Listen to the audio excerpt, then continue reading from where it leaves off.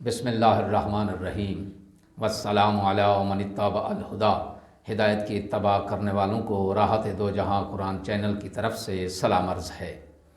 تمام تعریف اس پروردگار کے لیے ہے جو اپنی عظمت کے ساتھ دلوں پر روشن اور درخشاں ہے۔ لاکھوں درود و سلام ہوں محمد و آل محمد پر۔ صاحبان ایمان سامعین کرام، ہمارے آج کے سبق کا موضوع ہے سورہ بقرہ کی آیت نمبر 210۔ تو آئیے پروردگار کے پاک نام سے اپنے سبق کا آغاز کرتے ہیں۔ بسم اللہ الرحمن الرحیم۔ هل ينظرون الا ان یاتیہم اللہ فی ظلل من الغمام والملائکۃ وقضی الامر والی اللہ ترجع الامور۔ ترجمہ یہ ہے، کیا یہ لوگ منتظر ہیں کہ خود اللہ بادلوں کے سائبہ میں ان کے پاس آئے اور فرشتے بھی اتر آئیں اور فیصلہ کر دیا جائے، جبکہ سارے معاملات کو اللہ ہی کے حضور پیش ہونا ہے۔ تفسیر: یہ آیت اگرچہ قرآن مجید کی پیچیدہ آیات میں سے نظر آتی ہے، لیکن آیت کی تعبیرات میں دقت نظر اور غور و خوض سے ابہام دور ہو جاتا ہے۔ اس آیت میں صدائے سخن پیغمبر کی طرف ہے۔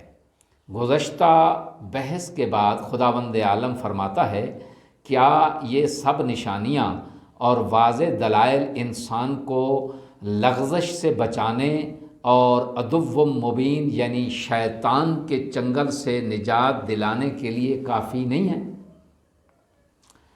کیا وہ منتظر ہیں کہ خداوند عالم فرشتوں کی ہمراہی میں سایہ فگن بادلوں کی اوٹ میں ان کی طرف آئے اور انہیں بادلوں کی اوٹ میں ان کی طرف آئے اور انہیں زیادہ واضح دلائل پیش کرے؟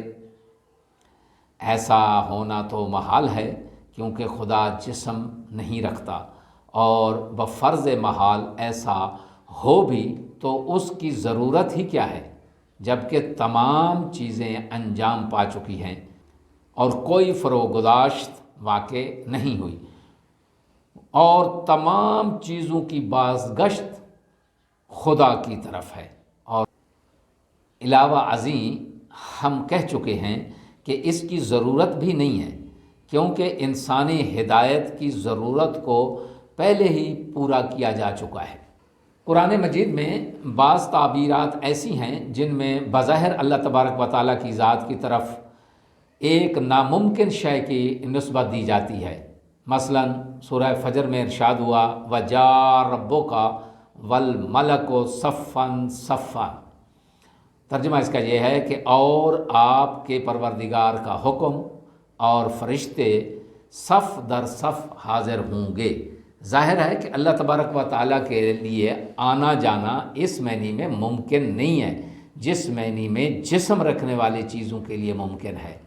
اسی لیے مفسرین یہاں تعویل کرتے ہیں اور اس تعبیر کو عذاب یا امر خدا کے آنے وغیرہ کے معنی میں لیتے ہیں، لیکن یہاں کسی تعویل کی ضرورت نہیں، کیونکہ اس آیت میں تو یہ ارشاد ہو رہا ہے کہ اللہ کی طرف سے صریح نشانیوں کے بعد بھی تمہیں یقین نہیں آتا اور تردد کا شکار رہتے ہو اور اس انتظار میں ہو کہ خدا خود اپنے فرشتوں سمیت تمہارے سامنے آ جائے، تو یہ انتظار نامعقول ہے، کیونکہ تمہارے ایمان کے لیے ہماری صریح نشانیاں کافی ہیں، اور ان کے باوجود ایک محال امر کا مطالبہ ان کے ایمان کے لیے عذر نہیں بنتا۔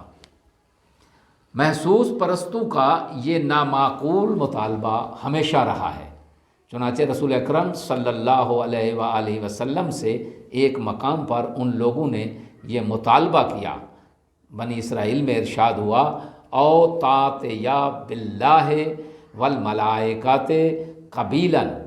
ترجمہ اس کا یہ ہے کہ یا خود اللہ اور فرشتوں کو سامنے لے ہیں، یعنی ان کا مطالبہ یہ تھا۔ اس کا ترجمہ یہ ہے کہ یا خود اللہ اور فرشتوں کو سامنے لے آئیں۔ یہ کفار کا مطالبہ تھا نبی پاک صلی اللہ علیہ وآلہ وسلم سے۔ اس آیت میں بیان ہونے والے اہم نکات، پہلا نکتہ یہ ہے کہ رویت خدا کا مطالبہ نامعقول اور محسوس پرستی کا نتیجہ ہے، اور دوسرا نکتہ اس میں یہ ہے کہ ہٹھ دھرمی اور انتہا پسندی محسوس پرستوں کا خاصہ رہی ہے۔ آخر میں دعا ہے کہ خداوند عالم ہمیں نامعقول قسم کے مطالبوں سے دور رکھے اور ہٹھ دھرمی اور انتہا پسندی جیسی لعنت سے بھی ہمیں مبرہ اور مزکہ رکھے۔ سامعین سے گزارش ہے کہ وہ کلام پاک میں تأمل کریں، تدبر کریں، تاکہ آپ کی دنیا اور آخرت دونوں سنور جائیں۔ وآخر دعوانا ان الحمد للہ رب العالمین۔